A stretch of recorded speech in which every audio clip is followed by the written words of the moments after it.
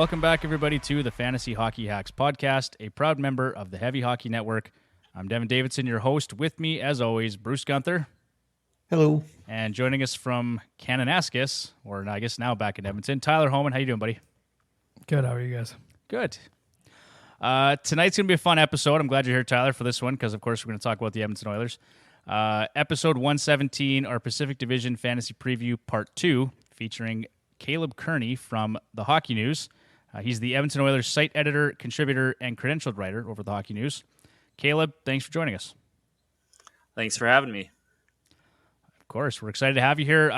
Probably the first, maybe second person we've had on here from the Hockey News.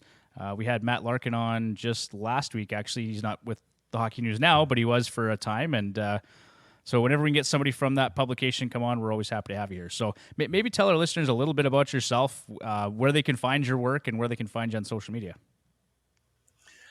Well, I mean, I'm on Twitter.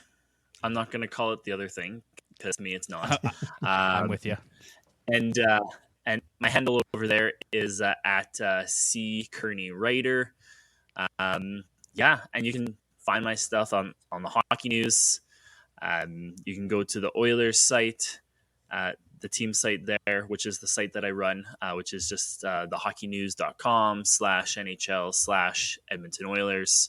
And then you'll see all the good stuff we got there. We've got some breaking news, we've got some opinion and analysis, and have a fun zone section as well. That's like, best playoff beards, and a whole bunch of like which Avengers would the Oilers core be, kind of just fun stuff like that, just to keep things loose, keep things interesting. That's awesome. I love it. That's really interesting. Like, how did you get into writing for the Hockey News? And you had mentioned you worked for the Hockey Writers Association previously as well. Yeah. So with the Hockey News, honestly, I looked at their site one day. I saw that they had, a bunch of team sites, and I noticed that they didn't have one for the Oilers yet. So I sent an email off asking if I could help in any way to get the page started. And about a week after sending that email, I got an offer to run the site. So that's about as simple of an answer as I can come up with there. So that's super cool. Well, obviously, it didn't hurt that you had some writing experience in the past. So how did you get into hockey writing in general then? Obviously, it's just a passion of yours from time past? Yeah. So it started from a prospect perspective. It actually started because of fantasy hockey. This kind of the birth of writing about hockey. So I'm in a dynasty league that I've been in for like 4 or 5 years now. And I had a draft where I had like 4 picks, and I had just an absolutely atrocious entry draft. I don't even remember who I picked. I don't even think any of those players are on my team anymore anyways. And if they are, then like I probably can't get rid of them because nobody's going to take them. And I was like, I got to get better at this. I got to figure out a way to like actually put some thought into drafting. And so then I went down a rabbit hole of projections and NHLE and all these other sort of things. Came across, Byron Bader's work and all those sorts of things. And that just sort of led to another. I eventually started writing for Dobber Prospects after doing some work with the Fantasy Hockey Life podcast, Victor Nuno's podcast. I'm good friends with Victor there. Good guy. And I was super good guy. And I was a scout for the podcast for a while. Okay. And then that sort of led to Dobber Prospects. I kind of did both of those. And then eventually Dobber Prospects, I had enough. I started to write a couple articles for Dobber Prospects. And then that led to the Hockey Writers, which I was there for like 7 months before joining the Hockey News. So nice.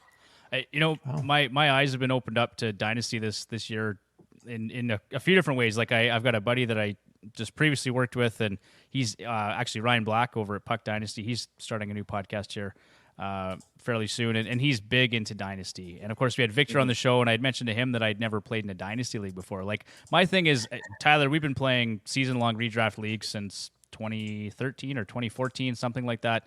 And that's just always what I've done. I've always enjoyed that because I enjoy the drafting process, right? But then I start talking to more people about Dynasty, and Bruce, I know you're into it now too.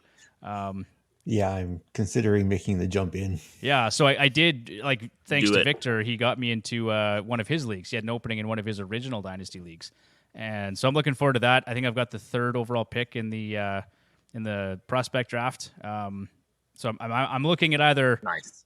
Fantilli or Michkov, depending on who goes at 2. So that's okay. I'll take that. But I'm looking forward to it. It'll be a lot of fun. Yeah, I mean, the fun with Dynasty leagues is like the customization. I mean, the Dynasty league that I'm in, we have a custom salary cap. We have a custom salary cap system that's even like tied into your draft picks in the entry draft. Like they come in, depending on what order they come in with a specific cap hit for wherever you selected them. And just like a crazy system. It's a category league, and we have this like custom metric that we use as a tiebreaker because we only have 6 categories, and we like the mix of categories. It's simple, it's not super complicated, but it's not like overly simplistic. I think it's kind of a nice balance. So you can go into the weeds, man. You can go into the weeds. So it's playing NHL on Xbox. I mean, be a GM mode was my favorite, like hands down. I would always just be a GM. And then as soon as I'd win the cup, I'd just like I'd just stop the game for like months until I'm like, you know what? I need to win a cup again. And then I'd try to do it again. I do the exact same thing. I play the off season, and I like sim most of the regular season just so I could play the off season all the time until I get bored. Yeah. And then I wait a couple months, and then I just get back into it. I do it all the time. That's actually. I thought I was the only one. No, I'm with you too, Tyler. Like before I sold my PS4, that's what I did the same thing. I was like, I would just sim the regular season, and that's a lot of us. I think that's why you kind of, it's like that entry point into Dynasty or fantasy hockey in general, right? I think it would be a horrible idea for me to do it. It sounds awesome, but I would. There's no way I would have time. But it sounds awesome. Yeah. I'm excited about it. It's gonna be a lot of fun. Okay, well we could probably talk about that topic all day long, but I am finding that there's a real appetite for it, and a lot of people are really into it. So of course I wanted to spend some time on it tonight. Before we get into our Pacific Division Fantasy Hockey Preview Part 2. I just want to mention that this episode is brought to you by Flaviar. Refine your palate with spirits from around the world. Sample and train your palate with curated tasting sets. Buy bottles at a discount and curate your home bar. Socialize and learn together with other members. Visit flaviar.com/FHH today to save 10% when you sign up for a subscription. Available to our listeners in the United States, United Kingdom, and European Union. And with that, guys, we're going to move along here to our preview. As we do each offseason, we're going to cover each division and team based on the results from the previous season, as well as any changes that were made as a result of the NHL entry draft and free agency. So which teams improved, declined, or remained largely the same, team statistics, schedule notes, additions, departures, projections for key fantasy-relevant players. Our goal is to best prepare our readers and listeners for their fantasy drafts this fall, and maybe improve their odds of winning a fantasy hockey championship. We're just gonna start with the worst first, I guess, guys. We're gonna. I don't think I'm offending anyone here on this podcast by saying that, but we're gonna get it started with the Calgary Flames. 38, 27, and 17. They were 5th in the Pacific last year. Goals for were 3.15, which was 19th. Goals against at 3.01, which was 20th. Goals for percentage was 14th. Corsi for at 57.39 was actually 2nd overall in the NHL last year. Special teams are okay at 19.8% on the power play, which was 19th, and the PK was 5th at 82.6%. The Flames have 8 back-to-back sets this season, tied for the second fewest with Colorado, Florida, and Winnipeg. So Jacob Markstrom has an opportunity here to be a real workhorse this coming season. 27 of their games, or 33%, are played on light days. So games or days where fewer than 50% of teams are in action. That's tied for 8th most for the 2023-2024 season. Key additions, Yegor Sharangovich. Key departure, Tyler Toffoli. And that is about it for the Calgary Flames. So, Caleb, my question to you is, did this team improve, remain the same, or decline this offseason? From a personnel perspective, I mean, you could say slight decline. Like Sharangovich next year is more than likely not going to be what Toffoli was this year. I think it's pretty safe to say. For sure. But I do think that like Sharangovich will do better than what he did this past year. His shooting percentage was way down from what it has been for him. Like it was 9.9% this past season, and the 2 seasons previous, 14.4% and 14%. So there's an obvious regression there. And even his shots on goal per game, it was 2.2 and 2.1 the 2 years previous. Last year, 1.7. So not like a huge dip, but still, you combine those things, you combine an opportunity in the top 6, most likely with Calgary, and he could have a really good season. And I think like 50 to 60 points is reasonable for him. Yeah, I think given the right deployment, like there's a lot of stuff that seems to still be up in the air in Calgary, right? So we don't know exactly what's going to happen with a guy like Lindholm or a guy like Backlund. Obviously, there was talk of a mass exodus in Calgary, and that still could be the case, but it's really going to depend on how they do this season. I think they're going to be better, though, in general. I mean, I was reading through some of the left-wing lock draft kit, Bruce, and I mean, we love that draft kit. Mike and the guys over there do a great job with it every year. But one thing Mike was pointing out was that they were a good team last year that was just really unlucky, and because we know that they're a good puck possession team, right? And especially under Daryl Sutter, in terms of shot suppression, goal suppression, and special teams. So they did great on the penalty kill, but they just didn't convert at the same percentage that they really should have been. I mean, with a Corsi for percentage of 57, second in the NHL. That's really surprising that your goals for is 19th. Like the numbers don't really add up that way. Terrible goaltending. That didn't help, Bruce, did it? So, I mean, do you want to start there? So we've got all of our player projections. Do you want to just jump right down to Markstrom? Yeah, we can start there. Sure. Why not? And this is actually really interesting for me, Caleb. So obviously Jacob Markstrom's a starter there. They've got him for, I think, 2 more years, right? At $6 million. They've got, or maybe it's 3. And then they've got Dan Vladar for 2 more seasons at around $2 or $2.5 million, something like that. But they've also got Dustin Wolf, who is waiting in the wings, right? So they've got kind of a logjam here. And you're just saying you're a dynasty guy, a prospect guy, so Dustin Wolf has to be appealing to you for sure in dynasty. I don't know if he actually plays this year. So I guess I'll pose that question to you. In terms of the goaltending and how you see that net share shaking out this year, is it still Jacob Markstrom's net to lose, and they're going to play him until the wheels fall off? Or if it does fall off really quick, are they going to bring a guy like Dustin Wolf in and maybe try to move out Vladar or something? Like, how do you see that goaltending situation playing out this year?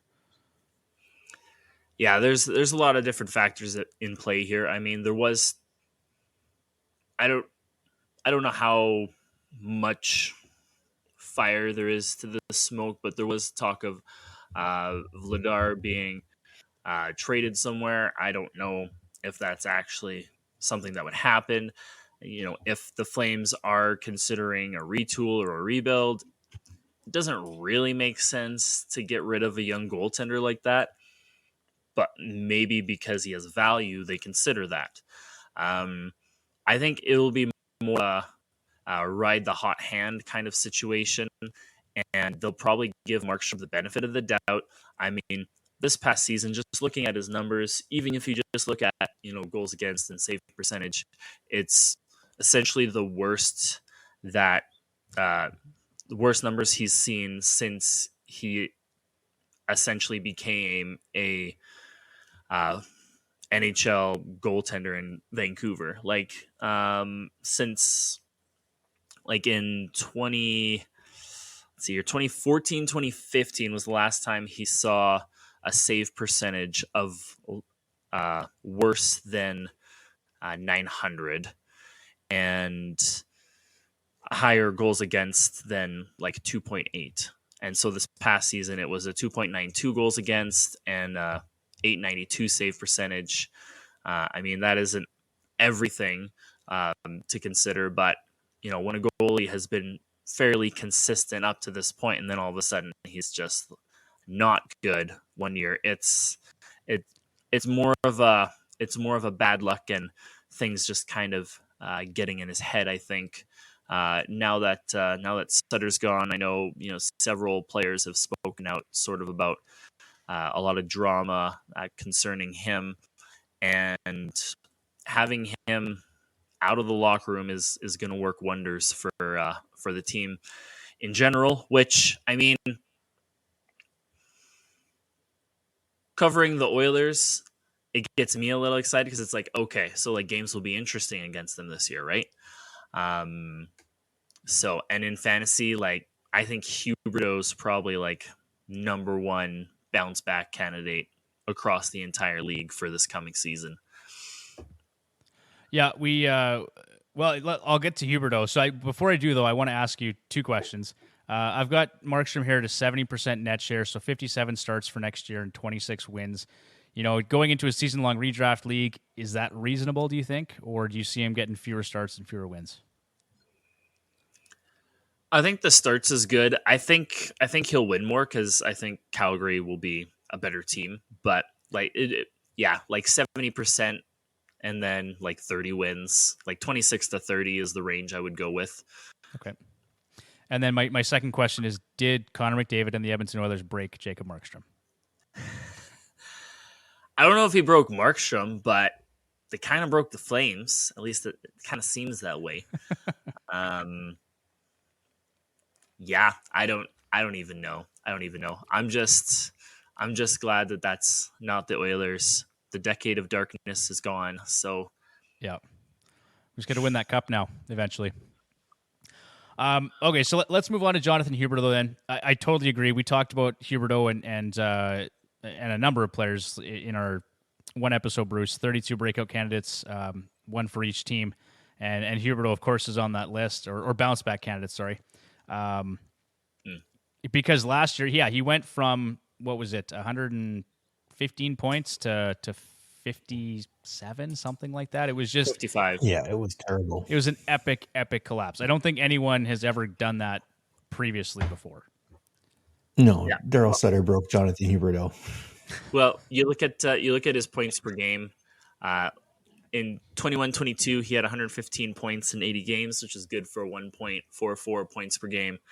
Last year, 55 points in 79 games, 0.7 points per game. So, literally half the point. Almost, less than half the point pace. So, yeah, he had a rough year, and I think there's a couple things. Obviously, Bruce, you mentioned it, Daryl Sutter and playing in that system. I think he shot less, so there's a couple things there. Was that part of Daryl Sutter's system, and just the fact that puck possession is so important that you have to be very selective with your shots, and then the fact that too he got no power play time, right? And he played his off wing, which he never did in Florida. Yeah, so there's lots of things working against Jonathan Huberdeau in 2022, 2023. So I think no question he bounces back this year. I think his shots on goal per 60 gets better. He was at a career low 5.7 shots on goal per 60. That's not great for a guy who averages over 7. I expect he's going to get a couple more minutes of time on ice this year. And like you had said, Caleb, having a new coach come in, because Sutter, from all accounts, was very toxic for that dressing room. Yeah, 100%. And just to piggyback on the time on ice issue, this past season, he had just under 17 minutes a game. The 4 seasons before that, 19 and a half, 18 and a half, 18 and a half, 19, 19. Like, you take away a guy's minutes, and a lot of that, like, just looking at the corresponding power play time on ice. Yeah, I mean, he got at least 3.5 to 4 minutes his last 3 years in Florida. So you increase the power play time on ice and the overall time on ice. You play him on his proper wing. You let him shoot when he wants to shoot. Like under 2 shots on goal per game, which, I mean, in fantasy isn't doing you any favors either. No. And the power play points, like he had 15 last year, and his last 3 years in Florida were 38, 24, 29. So that's rough.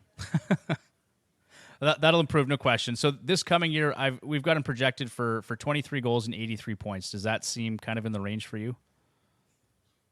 Yeah, I think that's fair. I wouldn't be surprised to see him like get on like one of his like Huberto heaters that he goes on. It seems like he goes on every single year except for last year. Yeah, and if he hits a couple of those, like he's pushing 90 to 100, I think, too. So okay, let's talk about Elias Lindholm here quickly. So my points projection for him or Bruce, ours, I guess, is 30 goals and 69 points. He's still a Flame as of right now, but he's one of those players we just mentioned a minute ago that kind of wants out, right? So Backlund, Lindholm. We saw Lindholm, like when he lost his line mates, Tkachuk and Gaudreau, that obviously did not help him either last season, but going from 42 goals in 2021, 2022 to just 22 goals in 2022, 2023 is, again, a massive, massive drop. So lots working against that team in general last year. Because that Tkachuk, Lindholm, Gaudreau line was absolutely dominant. I mean, Tyler, you remember how much of a handful they were even for Connor and Leon a couple of seasons ago. Yeah, I didn't like it. I'll be honest. I didn't like it. No, I thought that was kind of like, we all thought the Battle of Alberta was back, right? And if that line is going to continue matching up against Connor and Leon, it was going to be, tough sledding, but things fell off the rails really quick there. So, but again, Caleb, do you think 30 goals and 69 points is a reasonable bounce back for Elias Lindholm next year? maybe a little less goals, but I think that point projection's is pretty accurate. He'll bounce back. I don't know. I mean, 20, 21, 22 might be more of an outlier than last year was. Just when you look at his career points per game percentage. Yeah, I mean, I'd go more like 25, 28 goals and then like 65 plus points. So sure. I'm not as big on Lindholm. Totally fair. Well, obviously having Tkachuk and Gaudreau on your line, that impacts your point totals. We got to talk about Nazem Kadri. So the theme here is regression and bounce backs. Nazem Kadri went from, like, we all knew he was going to regress last year, right? He had a career year in Colorado, 87 points, 28 goals. But he went from 100-point pace over 71 games to just 56 total points over a full season. And that was a big step back for him too. So some good news, though. His shot volume was still elite last season, 11.4 shots on goal per 60, putting him in the top 20 among all players that played a minimum of 40 games last season. So, I mean, that's one thing. As fantasy managers, we always look for guys with high shot volume, right? So if he can maintain that, he still has value. And I think Kadri, like a lot of these players, is going to be had at a great price point in drafts this fall. So, projection for him, 24 goals. Sorry, Caleb, go ahead. Oh, I was just gonna piggyback on the shots on goal. Like he shot over 3 shots on goal per game in each of his last 3 seasons. He loves to shoot, which you like to see, and he's another guy who saw his power play time on ice fall last year. So if he's on that top power play for at least 3.5 minutes per game, he can bounce back. Yep. And what did he throw? 99 hits last year, Bruce? Something like that. It was right around 100. Yeah. So, I mean, that's great, too, if you play in Banger League formats. 99. There you go. Okay. Who else? I want to talk quickly about Mackenzie Weegar. Obviously, kind of a big dip from him. It seems like anyone that came from Florida to play for Calgary had a really tough time. He did see a career-high 18.7% power play share, but last year was his least productive season since 2019-2020.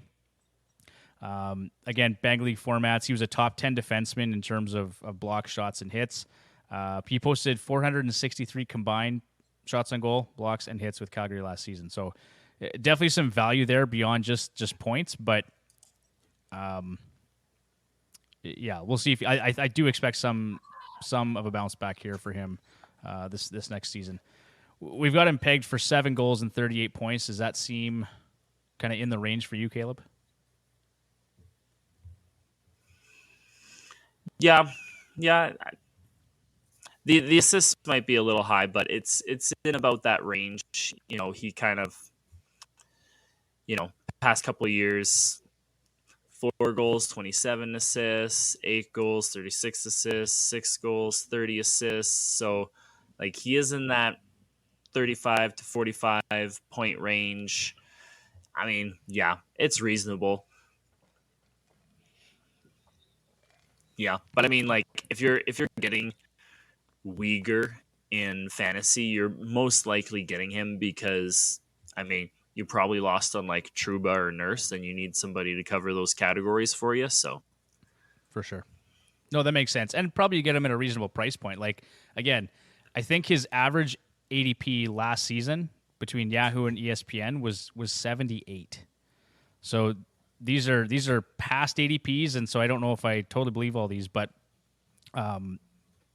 that's pretty high for a guy that you typically don't expect a ton of points from, right? He covers those peripheral categories really nice, but so I would agree. Like, now if you can get him somewhere in the middle rounds, late rounds, like that's great value, right? Absolutely. Yeah. He can be a real steal for sure. All right, let's move on to the fun part of this episode. Let's go to the Edmonton Oilers. Unless there's anything else you guys want to talk about regarding the Calgary Flames. No. Thank you, Tyler. Okay, moving on. So the Edmonton Oilers last year, 50, 23-9, second in the Pacific. Goals for at 3.96 was first. Goals against at 3.17 was 17th. Goals for percentage at 53.20 was 12th. Corsi for 52.27, which is 7th in the NHL. Historic power play at 32.4%. Best the NHL's ever seen. Not a surprise to anyone on this podcast. PK was 20th at 77%. And for me, that's one area they really need to clean up if they expect to be a Stanley Cup champion. They got to do better on the penalty kill. And of course, in goal. But we know we'll get to that in a minute here. In terms of the schedule, the Edmonton Oilers have 10 back-to-back sets this season, tied for 4th fewest with Detroit, New York, and Tampa Bay, or the Islanders, I should say, and Tampa Bay. 31 of their games, or 39%, are played on light days, the 6th most among all NHL clubs this upcoming season. In terms of additions, Connor Brown was really the only significant offseason move they made. I'm going to include Matthias Ekholm here because he came at the trade deadline last year, and I guess Drake Gajula was signed as a UFA as well. Obviously, we know Tyson Barrie went out at the trade deadline. Kyler Yamamoto was traded to Detroit, and Klim Kostin was traded to Detroit. So, Caleb, I'm not sure how you feel about this. We've talked about it on this podcast already. Tyler's probably shaking his head soon, but I didn't like that they lost Klim Kostin. I know, Tyler, you didn't like the contract, right? I don't think you liked paying him 2 times 2 or whatever it was, but I feel like that's a loss for the bottom 6 in Edmonton. I think it's a loss, but I just at that number, given that he really didn't do anything until his first year in Edmonton. You've seen Ryan McLeod, who also didn't really do anything, signed for whatever it was, $798 for one season, and then get paid after that. Yeah. I think that he probably should have did the same thing. Even at $1 million, $1.5 million, that's a totally different number than 2. Yeah. So, Tyler, we haven't talked for a while. How are you feeling about Ryan McLeod's new deal? And they haven't announced Bouchard yet, but it sounds like 2 years at 3.9. Yeah, I don't mind McLeod, I don't love it. I'm hoping that he takes another step.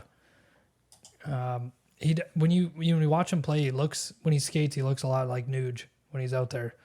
You just wish there was just a little bit more there, a little bit more finish, a little bit more push in the corners, a little stronger on his feet, something like that. Something that you would want in a third line center, which is kind of where he's going to fit, right, or where you want him to fit.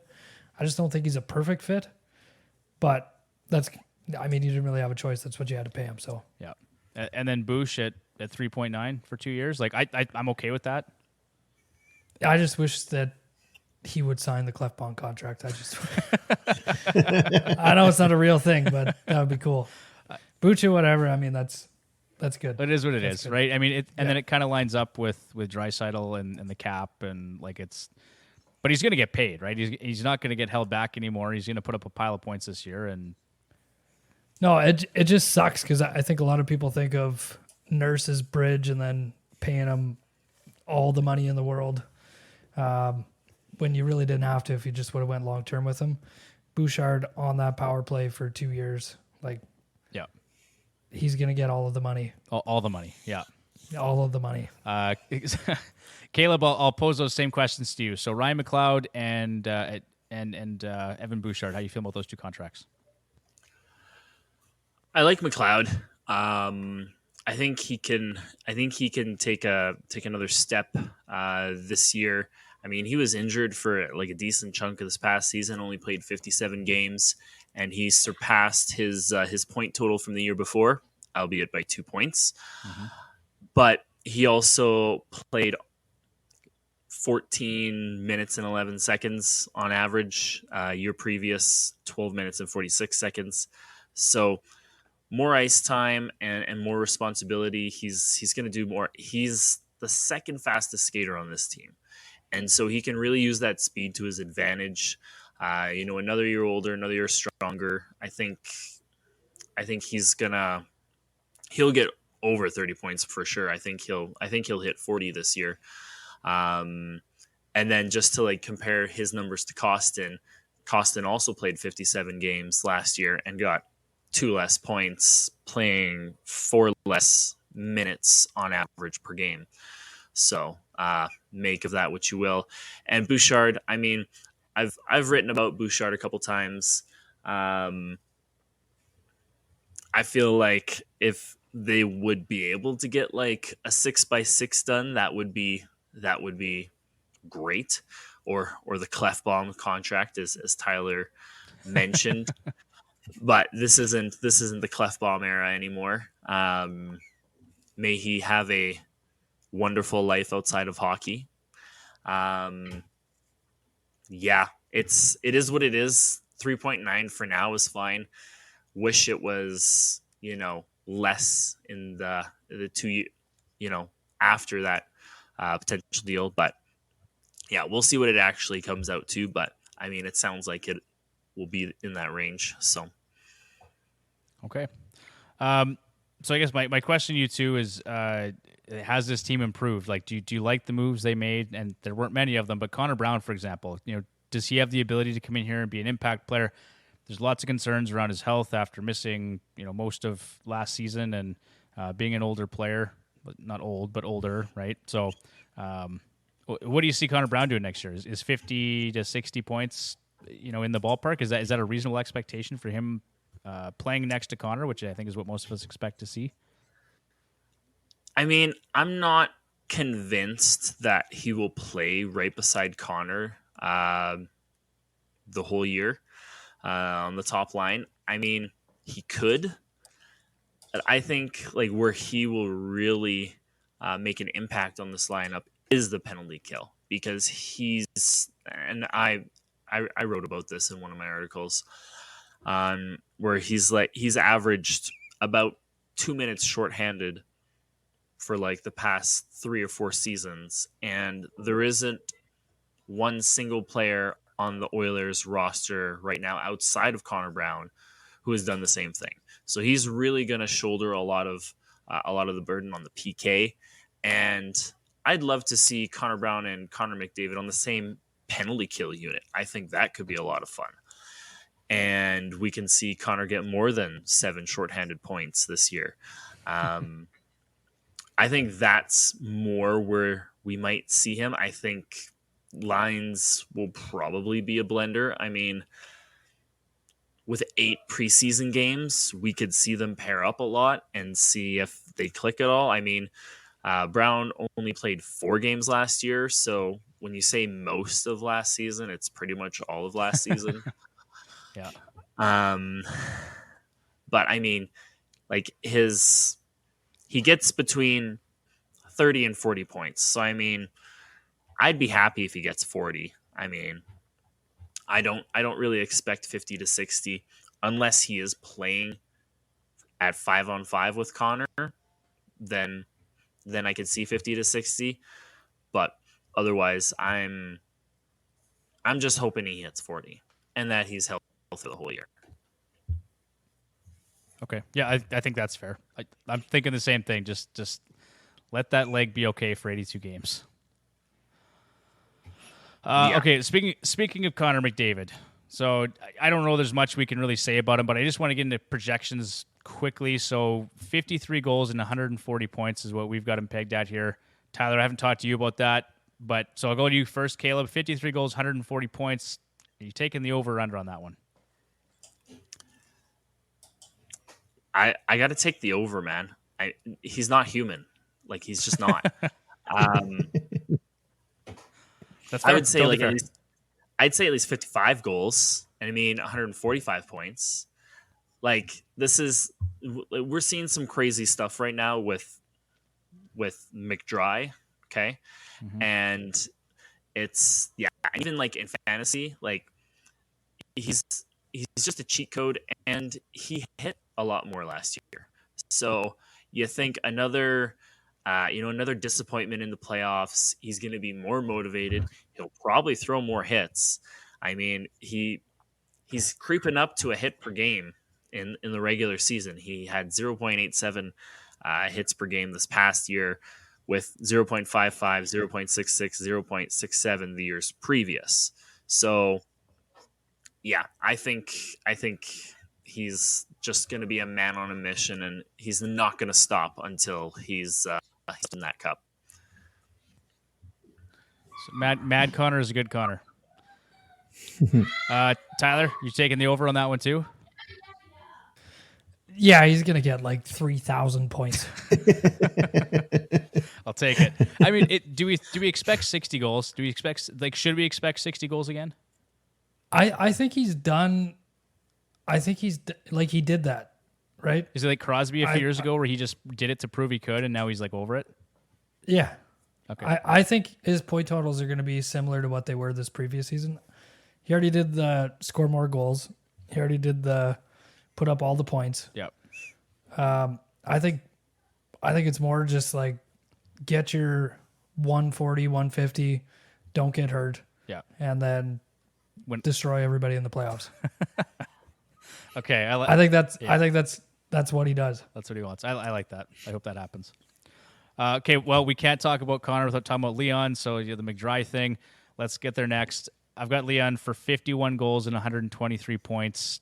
Caleb, do you like that a little more? Is that more in the range for you? I think the goals is low. I think now that Connor's hit 60, I think Draisaitl's going to hit 60. Okay. And Draisaitl also has an absolutely insane shooting percentage. I don't know if you've actually checked. He has an 18% shooting percentage over his entire career. He shot 21% last year. And he shoots at least 3 shots a game for the past 4 seasons. With your point projections, so 51 goals. So how many, just trying to do quick math. How many assists is that? That's 72? Yep. Yes. Okay. Yeah. His secondary assist rate was only 21% in 2022 to 23. And he was at 40% in the 4 years previous to that. So he could rack up more assists. So I think he can hit 130. Okay. Yeah, that wouldn't shock me at all, for sure. Yeah, it's just nothing they're gonna do this year is gonna surprise me unless it's like unless they both like score like 100 goals or something. Like it's just not. Okay, and then we got a couple guys here I want to talk to. I guess for different reasons. So I'm going to start with Evander Kane. Obviously, the injury last year was scary. He just wasn't at 100% last year. So we kind of, I think we're all expecting a bounce back season from Evander Kane if he can be healthy and if he can, if he even gets a minute or two on the power play. This guy gets no power play time. So I don't know that that's going to change, but I think looking at some of his underlying metrics, so his team's even strength shooting percentage at 7.7%, and his power play shooting percentage was 0 on 10 shots on goal. So, he's not getting many opportunities to shoot the puck on the man advantage. If that changes even a little bit, we should see some regression. And he's absolutely elite in shot volume, right? 11.42 shots on goal per 60. He just missed the top 20 last year. He can fire the puck. He's one of a few guys in fantasy, Caleb, that could offer 300 shots, 250 hits, and 100 PIMs. So I've got him at 35 goals and 70 points. Is that just me with my rose-colored glasses on, or could he actually get there if he's healthy for a full season playing in the top six and maybe some secondary power play time? It probably depends if he gets the power play time. If he doesn't get the power play time, you're probably looking at more like 25 goals and 60 to 65 points. It all just depends. Hyman's been kind of on that top power play unit for a long time. Yeah. He had tremendous success there last year. It's tough to mess with a winning formula like that. So unless, the year previous, they kind of cycled through Kane and Hyman. It was kind of more of an even sort of share on the top power play. So if they get back to something that's more like that, I could see him hitting 35 and 70. Otherwise, I'd be more 25 to 30 and 60 to 65, which kind of lines up with that. Unless he's on the top line with Connor, then that's the other factor too. So, okay, Tyler, what do you think? I think he could probably get 40 goals. I think he's going to play on the top line with McDavid. I think Brown probably plays on the second line, maybe kind of moves down to the third, and I think they're probably going to do the 11 and 7 thing again. But I think they kind of want to pair McDavid with Kane as much as they can. Well, we saw what they did, in Kane's first year, right? Coming in January, he was really good from January through to the end of the playoffs. I think that was a bit of an anomaly, but it's there, I think right? somewhere in the middle. Yeah. Okay. Bruce, we talked about Ryan Nugent-Hopkins in our 5 potential fantasy busts episode. And so this season, Caleb, I really don't think any of us can realistically expect Nugent-Hopkins to duplicate what he did last year, right? 28, 29-year-old player comes in, puts up over 100 points, scores almost 40 goals. He's never done that in his career. And then when you look at all of his advanced metrics, he's due for some pretty serious regression. So I'm really curious to see, and we've got that article on our website too if anyone wants to check it out, fantasyhockeyhacks.com. We went through the numbers in detail there. I'm not going to tonight, but we've got him actually more at 26 goals and 82 points for next year. I think Nuge can be more of a point-per-game player, especially on that power play. He could easily put up 50 points on the power play again, probably, right? But how do you see him for next year, Caleb? I'd love it if he got 82 points next year, if he could just be a point-per-game guy. I remember when he first came into the league and all the hype that was kind of around him, and then because nobody else was playing defense, he had to. Yeah. So I want to see the guy score a lot of points. So I think your numbers are pretty reasonable there. His shooting percentage was, similar to Draisaitl's, which is not his thing. And an increase in power play time probably accounts for a lot of. He had 53 power play points. Yeah, I think those numbers are close to what'll happen. Okay, Bruce, I'll go to you on this one too. So 26 goals, 82 points. Or like you and I have talked about Nuge at length already, but I mean, is that kind of the range for you too? I think so. And to look at a lot last year, so Kane was out for a good chunk of time, and he filled in a lot of spots there where Kane was gone. Yeah. So with Kane being back, he may not get the opportunity he had either. Totally fair. Yep.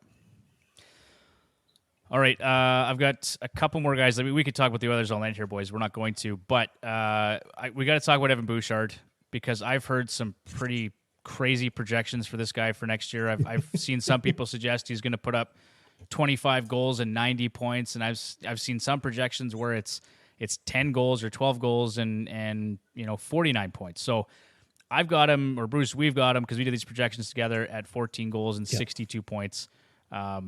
I think he's going to be somewhere in that range. It's going to be really hard for him to put up less than 60 points manning the power play in Edmonton. I just don't see it. So, Caleb, what do you think for next year? What's a realistic expectation for Evan Bouchard?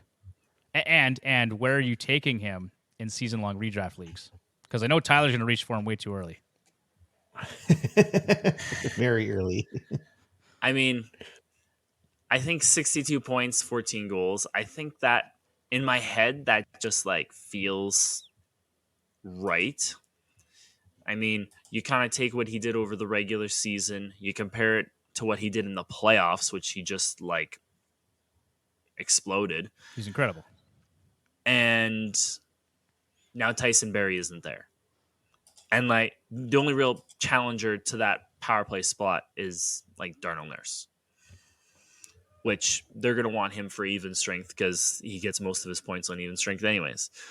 So, yeah, 60 points. I don't see why not. It seems completely reasonable to me. He has back-to-back seasons of 40 points, so that doesn't seem that far off. Especially, an increase in time on ice, an increase in power play time on ice. Yeah, it's totally reasonable. And as far as redrafts go, he's probably not the first D I'm going for unless Makar, Yossi, Hedman, who else? Like he's probably in the top 10, but he's maybe not quite top 5. Yeah. So like if those big guys are gone, then I'm probably taking him as my first D. But if you're picking, somewhere in the 8 to 10 range, and you still have Yossi or somebody like that sitting there, I might go for one of those guys before Bush. But it's not that long of a list. Yeah, that's totally fair. I'll just run through his numbers here quick. So in the postseason last year, 17 points, 4 goals in 12 games. He actually led all Oilers skaters in 5-on-5 time at 210 minutes and 42 seconds. And so my projection here is, and not to say that everything that happens in the playoffs is going to carry through to the regular season, but the projection is based on 80% power play share, which I don't think is a unreasonable expectation here. So that's going to boost his overall playing time by 2 minutes. And then if you consider even strength time on ice, he went from 15:41 per game in the regular season to 18:53 per game in the postseason. So that's more than 3 minutes right there. So I think he's gonna get a ton of ice time next year. Like an extra 4 minutes per game isn't unrealistic. So that's kind of where the projection came from. So Tyler, I got to ask you quick before we move on. Where are you planning to draft our buddy Evan Bouchard in our league next year? I'll never tell. It's round 2. It's round 2. It's going to be round 2. We all know it's going to be 2. Way too early. I never get any Oilers because, he goes way too early. Anyway, lastly, I just want to touch on the goaltending situation quickly. For me, I've got Skinner at 57% net share, Campbell at 43% net share. So really not far from kind of a 50-50 split, at least for the first 20 to 25 games to start the season. And if Jack Campbell is absolute dog shit again, it's going to be Skinner's net the rest of the way. But I don't think, and we've talked about this too, Bruce and Tyler, there's no way Campbell's as bad as he was in his first year. Like, he had a good record, but his save percentage at .888 and his goals against at .341 were awful. He was good in a very, very limited sample size in the playoffs. So I want to give him a little bit of credit.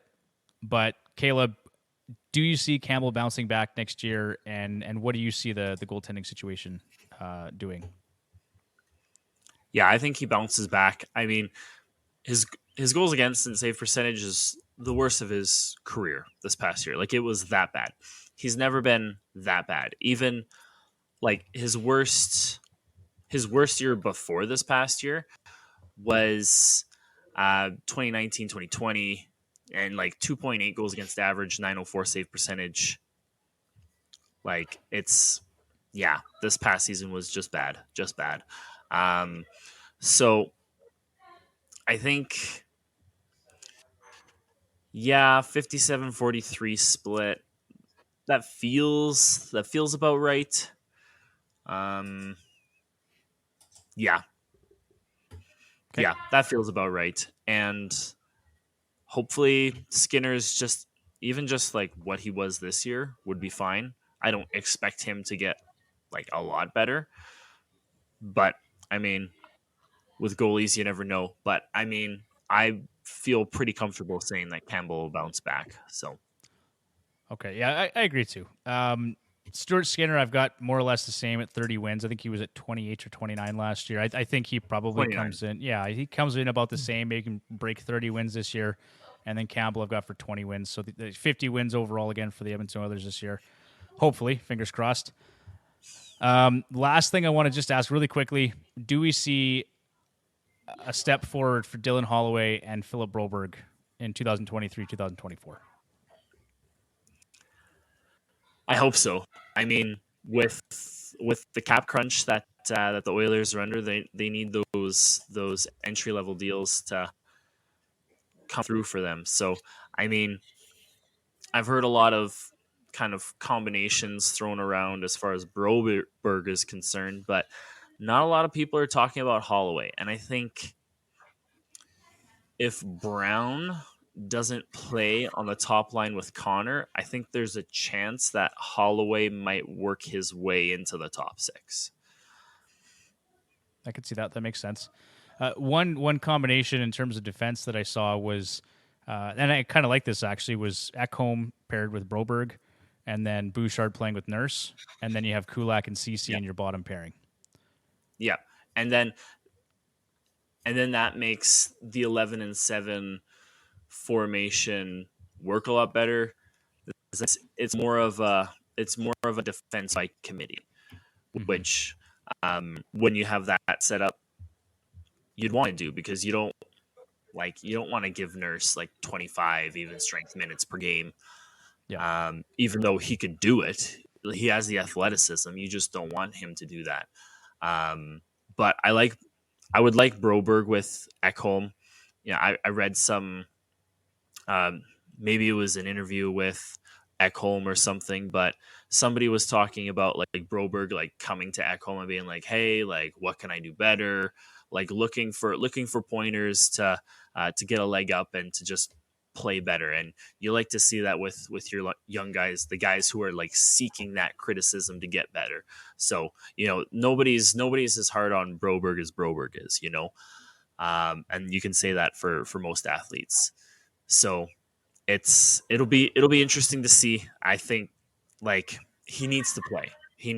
That's the bottom line this year. If he's not playing, there's no point in him playing top minutes in the AHL. Like he's kind of past that, but I mean, you never know. So, Okay.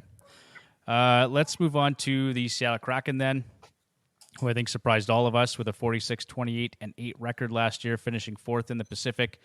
Goals for per game was 3.52, was sixth in the NHL last year.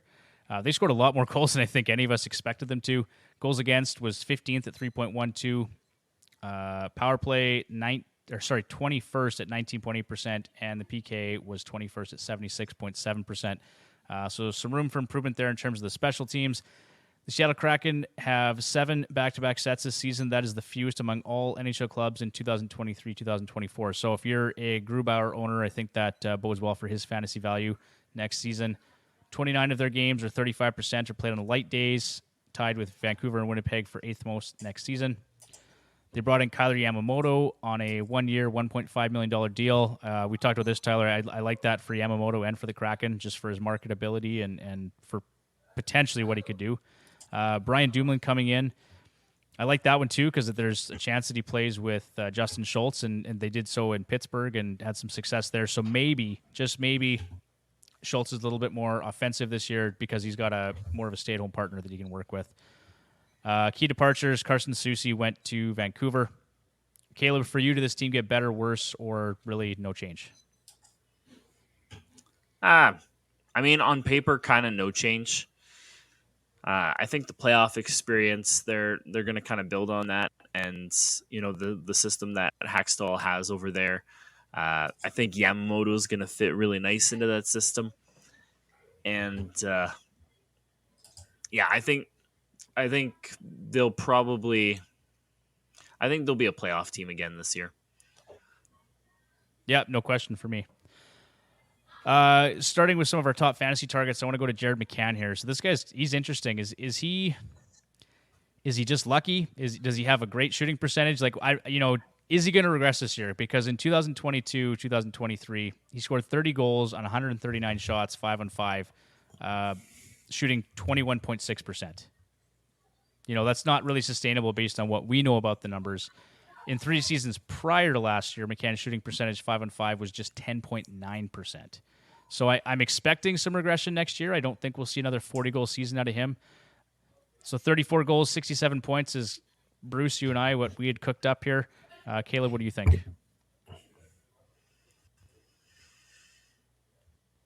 Yeah, I think that's a pretty solid projection. He was shooting a lot, 2.7 shots on goal per game past 2 seasons. Career high in shots on goal this past year. So, yeah, it's really just that shooting percentage that's a bit high. He's got like 12% career shooting percentage. So, yeah, I think at least 30 goals is completely reasonable. And Seattle is almost Carolina West. So having players not at point per game doesn't really bother them too much. Yeah, well, and I think they run two power play units basically at 50% as well, right? Like that's probably a good segue into Manny Beniers here because we looked at him and he had just 47% power play share last season, and he was one of their top offensive players, right? 57 points, 24 goals, wins the Calder Trophy. So I think that's, you're right. They kind of do things by committee, at least up front. And so none of these guys are going to, blow your hair back in terms of their offensive totals. Yeah. Okay. Yeah, again, I'm not going to go through all these projections just in the interest of time here, but I do want to talk about Vince Dunn. So we talked about him again as well as one of our 5 potential fantasy hockey busts for next season. He had a great year, posted career best 64 points and 14 goals in 81 games. He posted career best in plus-minus hits, power play points, power play share, and time on ice. So really the first time that Vince Dunn was given an opportunity to flourish anywhere. And he posted, like I said, 64 points. I do think there's some numbers there that give me some cause for concern. So I've got him at 12 goals and 54 points for next year. How do you think he looks next year for Seattle? I think that's reasonable. I think he most likely regresses. Like you were saying there, he finally got over 50% power play share and 23 minutes a night. I mean, it's tough not to produce when you get that kind of time on ice and shooting pretty consistently. So I think 12 goals is reasonable. Yeah, I don't see why he doesn't hit 50 points. If he gets more power play time on ice, if they do decide to go with a truly first unit and he's on that unit, then he might get close to what he got this past season. I think the other thing that's important to note here, there was some talk at one point that Erik Karlsson could potentially end up in Seattle. And, we haven't talked about it yet on the show here. We're an hour in. Erik Karlsson obviously going to Pittsburgh. So, excuse me, I think Vince Dunn's role on the top power play unit is locked up at this point. And so, yeah, there's no cause for concern there. The other day I wanted to talk about quickly was Adam Larsson. So, Tyler, is Adam Larsson underrated, or am I just looking at this through a biased lens? Because in terms of banger league formats or bash formats where goals, blocked shots, and hits count, he was third among all defensemen with a minimum of 10 games played last year. So he put up a combined 538 shots, blocked shots, and hits in 2023, 2024.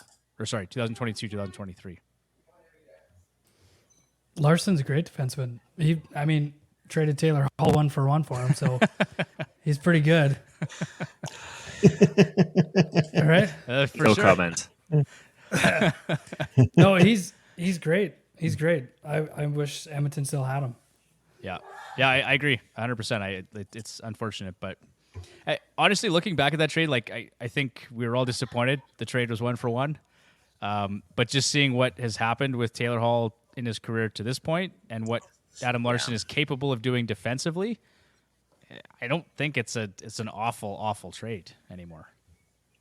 Yeah, it's still bad. It's still bad. It's still bad. It's not great. It's not great, but okay, but is it as bad as Griffin Reinhart for a first and a second? No. Nothing. Nothing is even close. The same probably year, in history. The same year that Matthew Barzal was just sitting there.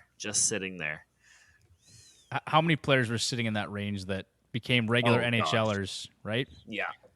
Awful. Yeah, it was the worst Shirley trade. Yeah. Worst anybody trade. Fair. All right. Let's just move quickly here to goaltending in Seattle. So for me, Philip Grubauer, he's the man there. I've got him at 65% net share, 54 starts, and 29 wins. Is there anyone really that's going to challenge for some starts in Seattle? I don't think so. Okay. Bruce, any difference of opinion there for Seattle? No, it's Grubauer's to lose. So if he comes out rough, then there could be some up and down for a little bit. But if he plays the way he did in the playoffs, he's locked in. Okay. On my watch list for Seattle, I've got Kyler Yamamoto, Shane Wright, Eli Tolvanen, and Justin Schultz. So just some guys to keep on your watch list moving throughout the year. Could have some potential in deeper leagues and specific formats. And lastly, let's move on to the Vancouver Canucks here, which I'll be honest, I don't follow very closely, but 38, 37, and 7. They were 6th in the Pacific. They were 13th in goals for at 3.37 and 20th in goals against at 3.63. Corsi for, again, puck possession, 47.62. They're 23rd, so not great. Special teams, they were just outside the top 10, though, in their power play at 22.7%. The PK was dead last at 71.6%. So lots of room for improvement for these guys. They have 9 back-to-back sets this season. That's tied for third fewest with Arizona and Nashville. 29 of their games, or 35%, are played on light days, tied for 8th most with Seattle and Winnipeg. Key additions, Anthony Beauvillier in that trade with the Islanders. Vitaly Kravtsov trade with the Rangers. Philip Roenick traded with Detroit. Ian Cole and Carson Soucy. Key departures, obviously Bo Horvat went in that Islanders trade. Luke Shen also went to the Islanders. Oliver Ekman-Larsson, buyout. They bought out 4 years at $8.25 million. Signed as a UFA with Florida at $2.25 million. So lots of changes for Vancouver in the second half of the season and in the offseason. Caleb, for you, did this team improve, decline, or really no change?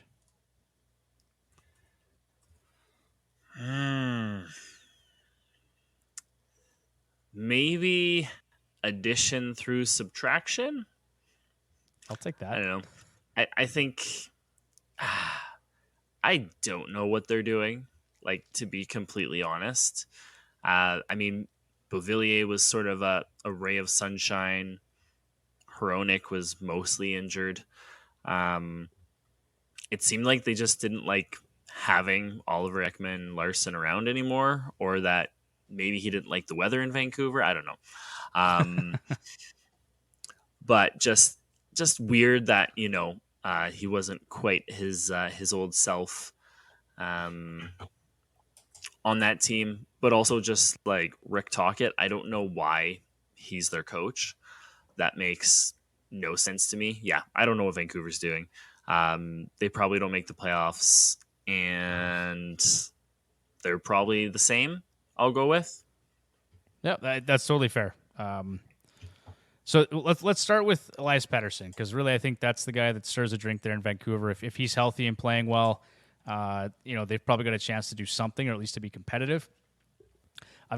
Bruce, we've got him projected for 38 goals and 88 points. Something I wanted to mention, last season he shot a career-low 9% on the power play. So if he plays roughly 4 minutes a game with the man advantage and converts at his career average of 15.5% on the power play, 10 to 12 power play goals is probably a good possibility for him. Yep. I've seen some projections that are higher. I've seen 40-plus goals and 90 to 95 points. So I'm maybe being a little bit conservative here just based on my general dislike for the Vancouver Canucks, but I could be very, very wrong. So, Caleb, what do you think? I think 88 points is reasonable. I think he probably exceeds that. He just like exploded last year, and there's kind of signs of it. He actually had his lowest shooting percentage of his career in all situations last year, 15.5%.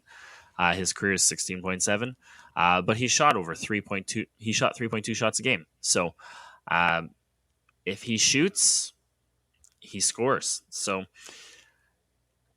and he's pretty decent with hits too, almost a hit per game last year. So, I mean, yeah, he's the top dog in Vancouver, at least 88 points. I'd take the over on that personally. So do you think he hits 100 points this year? I think if he doesn't, he'll get really bloody close. Okay. Yeah. Fair enough. Well, Bruce, I know you're a big fan. So are you taking the over on Pettersson? I am. I think he'll hit 100 points again. Okay. Just in spite of Rick Tocchet. Just to spite him. Be like, you want me to play defensive? Yeah. I'll get 100 points. Don't worry. Exactly. Okay, Bruce, we got to go back to Andrei Kuzmenko. I took so much heat over this on Reddit, on Twitter. So again, that 5 potential fantasy hockey busts in 23-24, give it a read because it was interesting. But all of his numbers, everything we look at, were a real cause for concern. So his individual shooting percentage at nearly 27% was, I think, the third highest, Bruce, we said, going back like 30 years or something. Yep.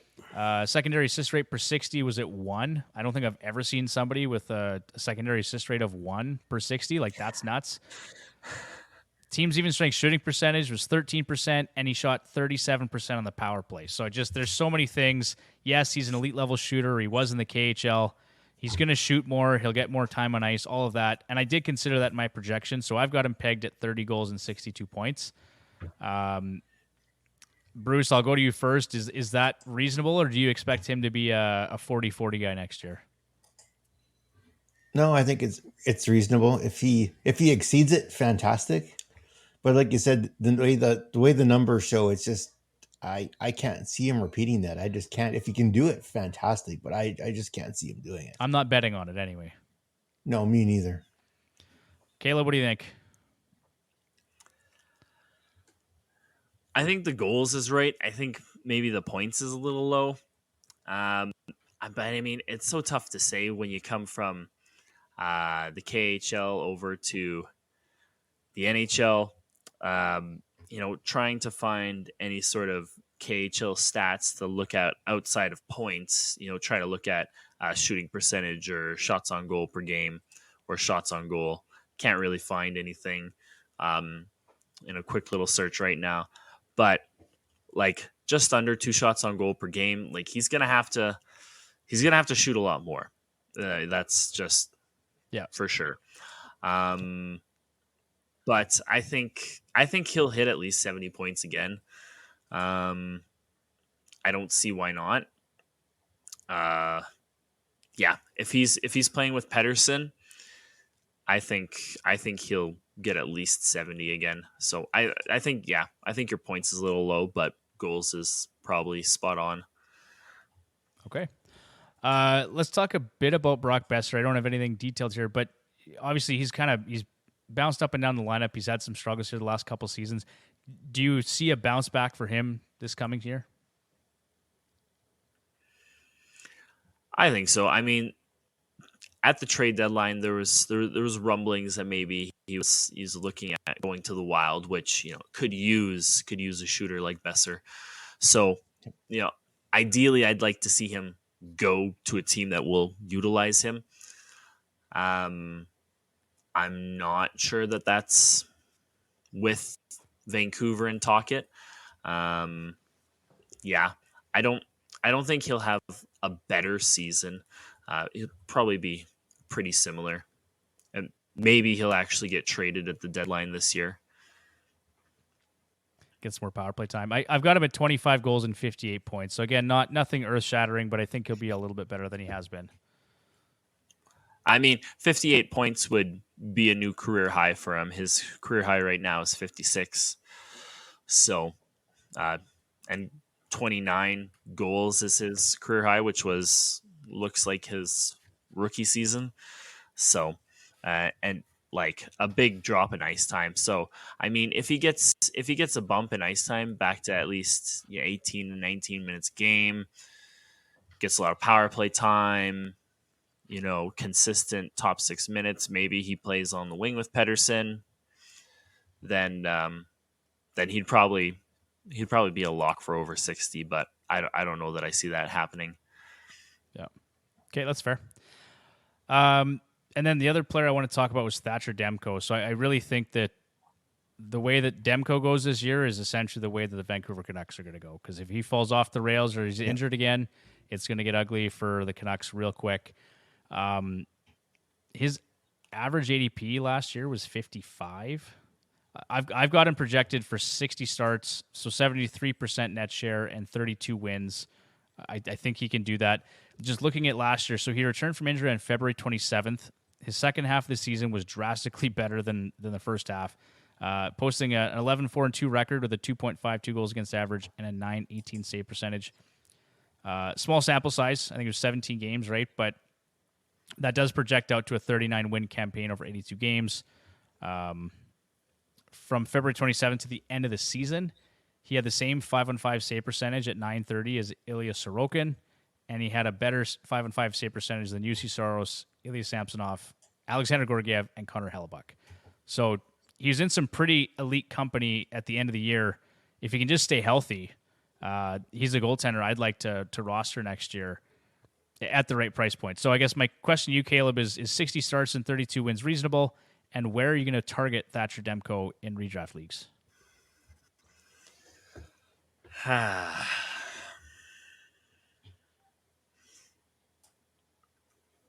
Yeah. I think the wins is a little high. But that's kind of based on the starts there. So I guess I kind of see that. Yeah, if he can be healthy, he can definitely get 60 starts. Yeah, if he'll probably, Vancouver will probably win a lot of games on the back of Demko. And where am I picking him? Oh, man. Yeah, I'd probably just outside of like the top 10 goalies. I'm just trying to think off the top of my head who those top 10 are. We won't put you on the spot. But like, I'd take him. I might take him before Grubauer. definitely take him before Gibson. Yeah, something like that. So that's probably, I don't know, as far as a redraft goes, what is that, like 5th round, 6th round, once all the big guys are gone? Yeah, definitely a depth add for me, right? Like if he's my second or third goalie on my roster, I'm quite happy. Bruce, you and I have kind of bought into the 0G thing, and Yep. I'm fading goaltenders now, probably past the 10th round if I can. I mean, depending, right? If there's some guys that I really want, and depending on the format too. If goalies are getting 5 points Yeah. for a win, or there's certain scenarios where you want to pick your goaltenders really early, but it worked last year, right? I filled out my roster, my forward and defense quite nicely in the first 10 rounds, and then I picked up some guys later, and I actually was able to trade for Connor Hellebuck before the trade deadline too. So that worked There out you go. okay. Yeah. Well, and I picked up Demko because someone got frustrated with his injury and dumped him. So I picked him up and stashed him until he came back. And that worked just fine for Bruce. Worked out very well. Tyler, I know you've rostered Demko in the past too. Like, is he a guy you've got interest in for next year, or are you just kind of not interested in the Canucks and the injury history concerns you? I don't have any problems with the injury history. I take him, but it'd be somewhere outside that top 10 too. Okay. And then as far as the watch list goes for these guys, I've got Connor Garland and Niels Höglander. Just keep an eye on those guys late in the season. And then that does it, guys, for our preview for the division. But Caleb, I did have some 2023, 2024 way too early predictions for you. So just some fun questions. We're not going to hold this to you or hold you to it later in the year, but who wins the Pacific Division next year?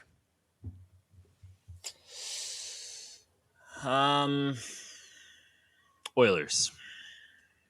Okay, I can agree with that one. I was really hoping you weren't going to say Vegas. I was tempted. Yeah. Who wins the Stanley Cup? Oh my goodness. Not Toronto. Nice. I like that answer. Not Toronto. Okay. Who wins the Rocket Richard Trophy? Draisaitl. Okay. Who wins the Art Ross Trophy? McDavid. Who wins the Norris Trophy?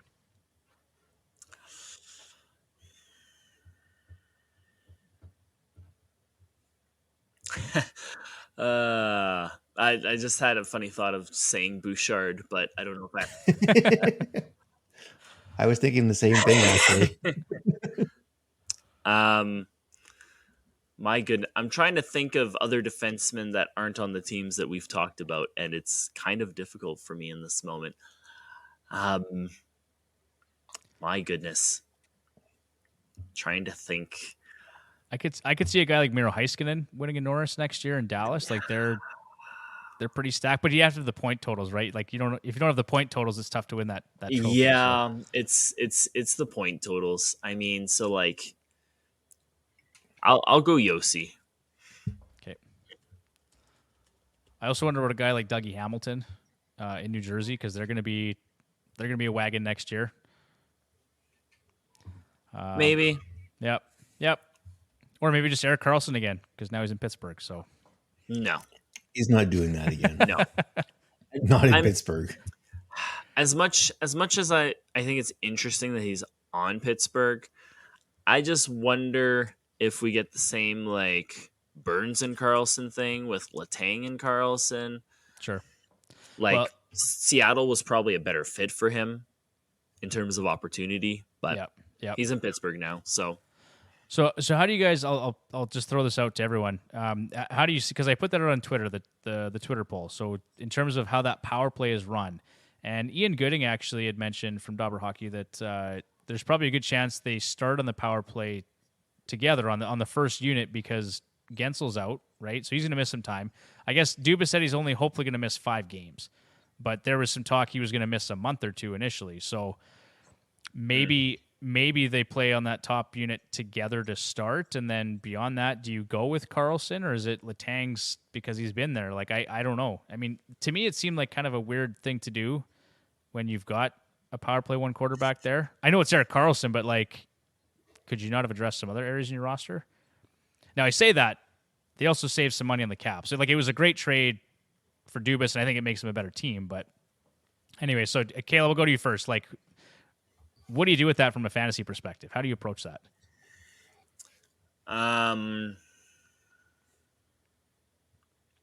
It's kind of, it's a bit of a pickle, but I mean, at the end of the day, Letang has always been pretty good with his peripherals. Yep. So you can at least expect him to reach a certain threshold as far as that's concerned. So if your league values peripherals in any sort of way, if it's categories or you get decent points from it, then I'd take my first swing on Letang. I think Karlsson still does pretty good. I think he hits like 40 to 50 points, but a lot of it depends on power play and how they're sort of deployed at 5-on-5, and if their pairings are going to be the shutdown pairings or like however all that works out. So yeah, I'd probably lean Letang personally, just because I personally like to pick up guys that also produce peripherals in addition to the points. So totally fair. Tyler, what do you think? Karlsson or Letang? Who are you targeting more so for next year, and what do you see them? How do you see them deploying those two players? It'd probably be Karlsson for me. I do worry too about the whole Burns Karlsson kind of similar setup. Yep.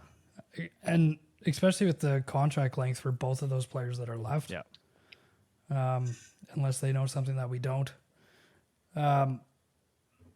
What about Rasmus Dahlin for Norris next year? Oh yeah. ooh. That's a good one too. Yeah, absolutely, 100%. I think that'd be my pick. You probably get Just some looking at good value on that too. Hey, like I'm not sure what the odds are right think you now, would. but yeah, I think you're I right. think you would. Yeah, I think you would. and for Caleb, from a prospects perspective, they got lots to like in Buffalo. So yeah, good one, Tyler. I like that. Bruce, I'll just quickly, Karlsson or Letang for you? I probably wouldn't draft either one of them personally, but what I see happening is I think Karlsson takes over power play one. I think what they want to do is they want to save Letang or save some wear and tear on his body. So I think Karlsson will take over power play one duties. You'll still see a lot of Letang, but you just won't see him on the power play. Okay. I mean, you can't. If he does get it, he might be power play two, but I think they've done it in a way to just try to preserve Letang's body. He's had his strokes, right, and injury issues, and I think just a way to keep him out there, but kind of take his responsibilities down a little bit. Well, that makes sense if you want to save Letang for the playoffs, because I think the ultimate goal really for them is just to win another cup, right? So Yeah, that does make some sense to me. You just cut back his minutes a little bit on the power play and keep him fresh for the playoffs. Yeah. Okay, and then Caleb, last question: who wins the Vezina Trophy? Sorokin.